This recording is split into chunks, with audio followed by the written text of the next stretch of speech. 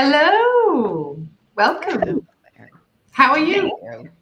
I'm good. How are you doing? Good.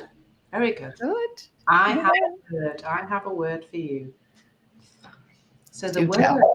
today's word is seeking. Hmm. Yeah, don't we all go down that path? I'm Seeking for all kinds of things that we never find out there. Yeah, yeah. Yeah, what comes to mind for seeking is, the seeking of what am I here for? Who am I? How, and it more these for things that are already built into us, but looking outside, like it's really great to, I was going to say, how to, and like YouTube can be really great for getting how to's on on how to fix your carburetor in your vehicle. But the how to's for, that we often look for, or why, or those kinds of things that relate to us personally, that we're trying to relate to us personally, or thinking that we need to be different, so we seek out the right way. Yeah, I see it as a never ending thing. I mean, isn't that what we are doing here? Is helping people realize that the answers that they're looking for to have a life that feels more easeful, where with relationships that feel more peaceful, where we can where you can be in a place where life does feel more satisfying, that it's not out there. It's not, we can't get it from somewhere outside of us. It's cool to access something like this to help show you where your answers are. I do it. I seek, I have coaches and a podcast or various things that I might be drawn to engage with or listen to, that can help me find my way back to me, that can remind me, oh, yeah, right. Seeking for the answers or the easy way. That's one of my traps, is looking for the easy way. I seek the easy way. It's like, where's the easy button? I know it's there. And it's just like, the easy button is not out there, you know? And it's not necessarily easy, but it's super, super simple.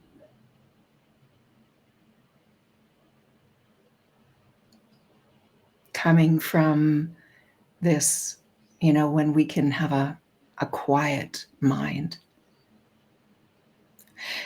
A seeking mind, from my personal experience, is freaking noisy and loud and judgy and compare-y and blamey.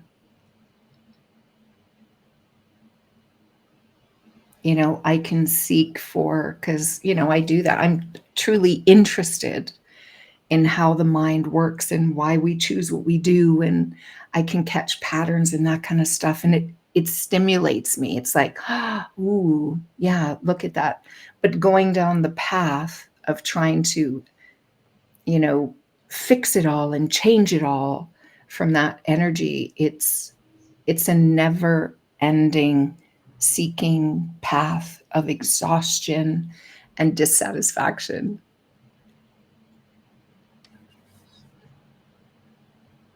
Yeah. And we fall in and out of it, right? Being human, we'll get lost down that track of seeking outside. And then, like, feel, oh, yeah, right. When we remember, we, when we remember what we're really made of, what we're capable of, what's, you know, living through us. It's like, oh, what we're seeking, that thing, it's not really, I was going to say, it's not really a thing. It's an energetic, vibrational experience. We experience through the body. And when we fall back into that remembering, when it comes to us, oh yeah, oh yeah, oh yeah. Then it's like, right. It's like the mind clears, the, grasping, desperate seeking, stops. I still might hear something that it's like, oh yeah, there's something in that. I'm going to go check that out. And then, you learn to discern what is helpful and then leave the rest.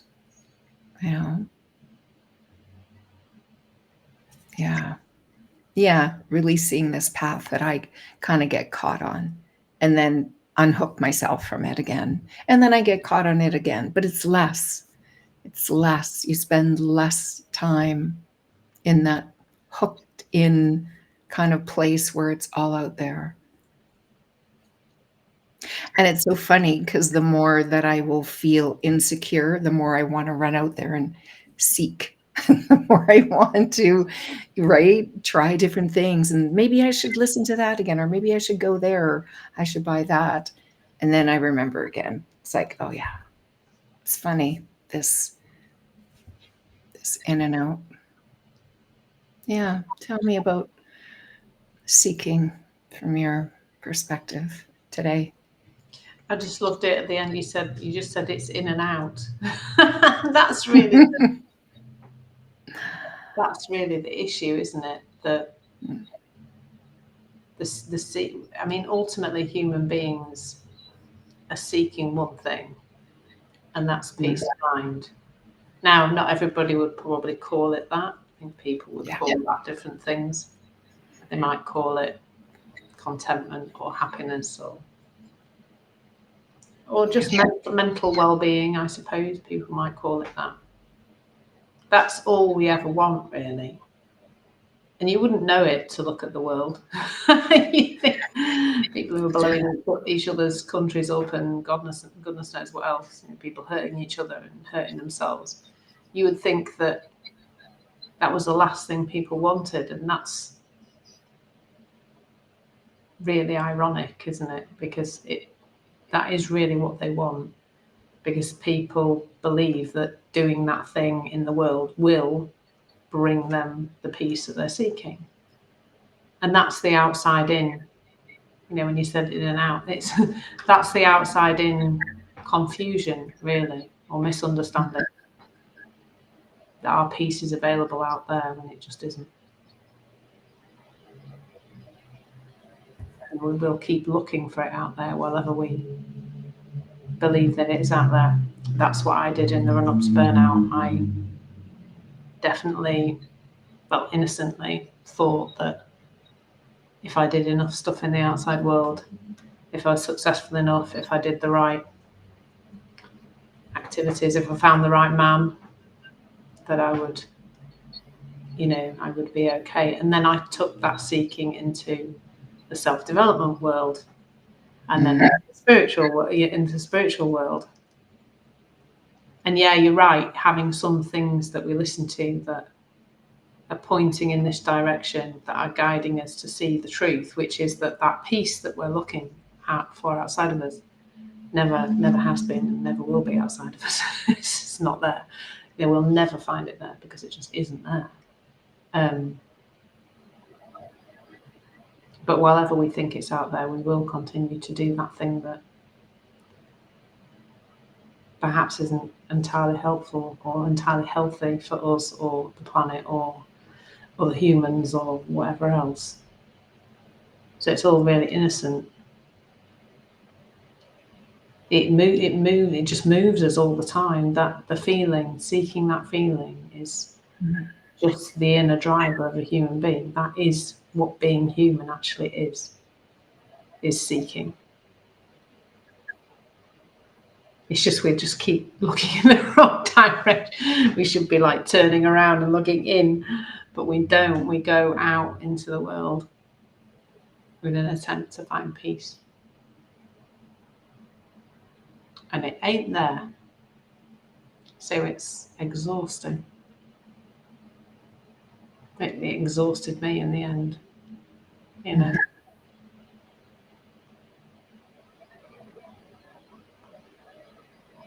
And I think I've been making some meditations for Insight Timer, and the recent set I've just made, which is why this subject came to mind, are all about ending the seeking of peace, you know. And the meditations are at the beginning all about like settling the people down, and because obviously the people who come in to meditate are already quite stirred up. And then, you know, once they feel peace, basically saying the meditation didn't do this. This is already within you. It isn't coming from the meditation, and just repeatedly kind of pointing them to that. And we can see that, can't we, in our lives, that our circumstances don't actually have to change, and we can go from being, you know, really upset and, you know, wound up about something to not really being that bothered by it, literally in a very, you know, literally in a second, in a very short space of time. I've seen that for myself so many times, where, you know, somebody else's behaviour or something that's happening or something that's happened to me or something said to me or whatever can just seem like, yeah, the end of the world almost. And then suddenly it doesn't. And nothing's changed. Only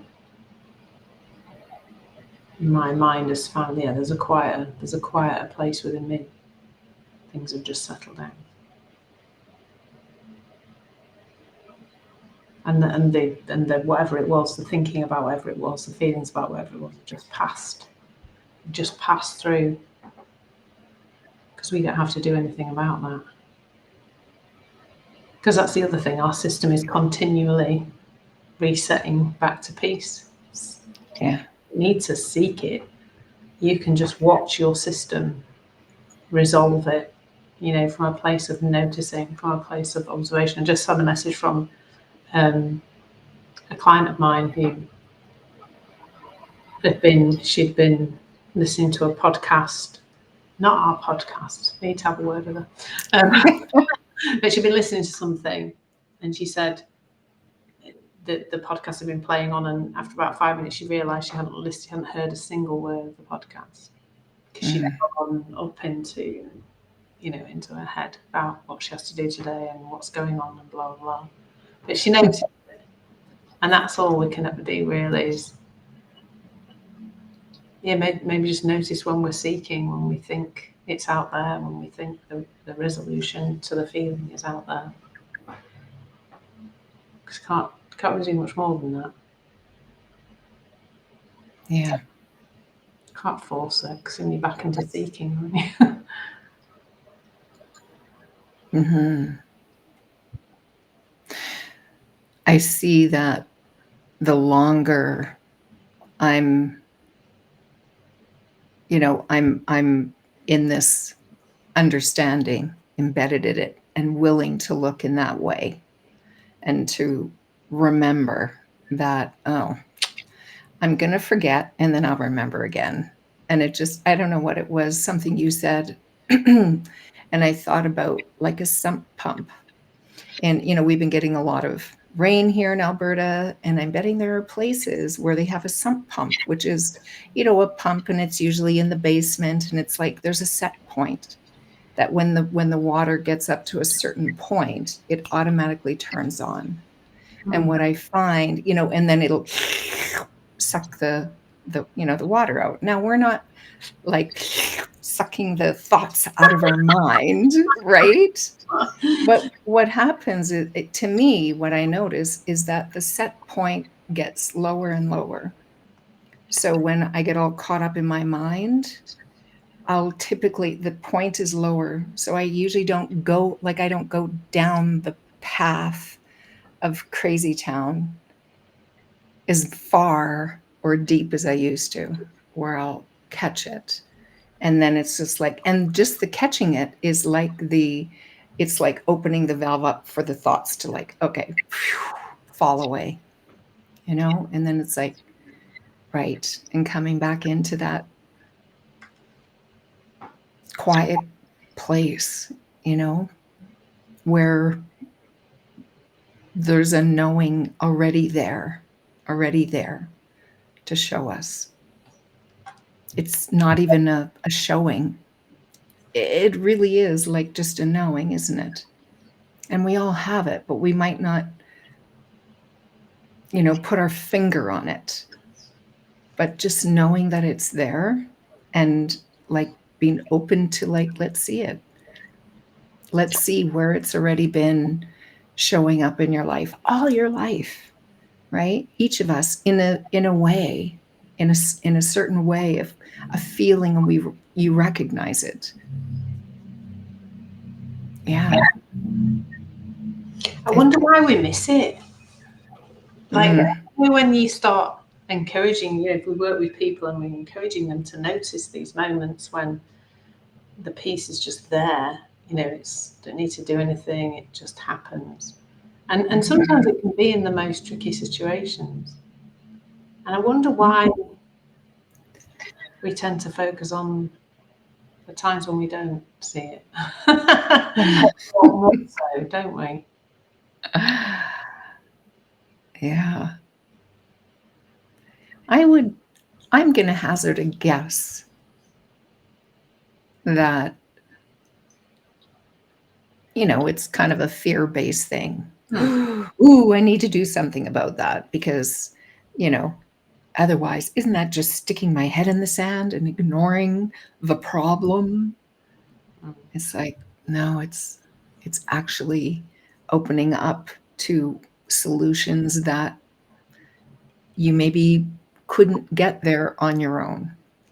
Maybe you can, but it's a lot of effort. If you open up, there'll be something that feels right in the body. It's like, oh, yeah, that. Often it's much simpler than when we try to find an answer to something or a solution to what we're perceiving as a problem. It's like way simpler.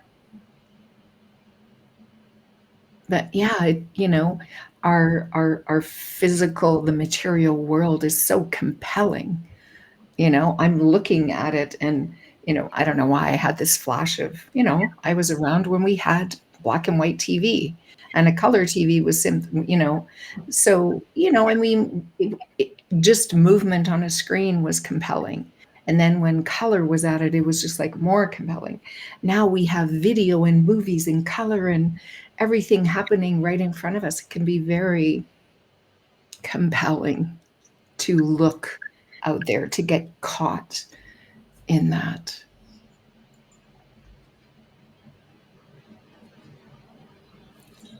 And then we always have another moment where we can feel like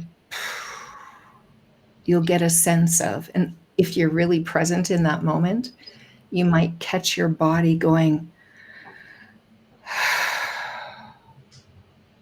and I love the word that you said about resetting, because our body is resetting all the time without us even knowing it. It's working behind the scenes to help us out.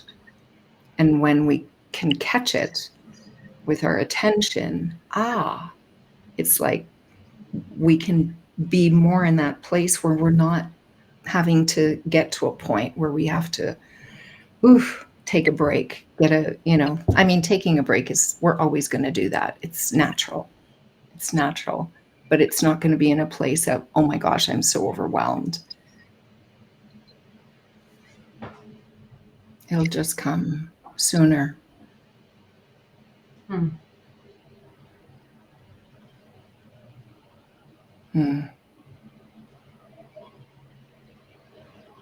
Yeah, so it's not something to even try not to do. This isn't a stop seeking. That's not that. It's just kind of noticing it, noticing You how stop. you are and you're looking. Part. You stop and you just stop when it makes sense. Yeah. Yeah. Yeah. Bruce and I did gratitude journals every day for years. And I remember not long after we came across the principles, we were sat on the sofa together doing them, and I said, why are we doing this again? And this is nothing against gratitude journals, and he went, I don't know. Shall we stop then?